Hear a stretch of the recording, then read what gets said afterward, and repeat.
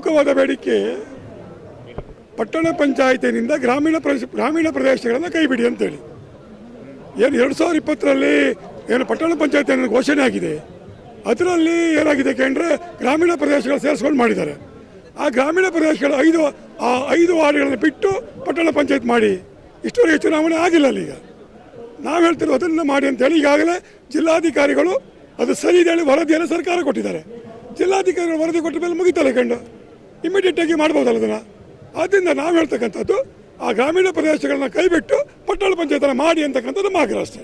ರೈತರು ಯಾವುದೇ ರೀತಿ ಹೋರಾಟ ಮಾಡಿದ್ರು ಕೂಡ ಸರ್ಕಾರದವರು ರೈತರಿಗೆ ಕೇವಲ ಭರವಸೆಗಳನ್ನ ಕೊಟ್ಟು ಪ್ರತಿಭಟನೆ ವಾಪಸ್ ತಗೊಂಡ ಕೆಲಸ ಮಾಡಿ ಆಮೇಲೆ ತಪ್ಪಿಸ್ಕೊಳ್ತಾರೆ.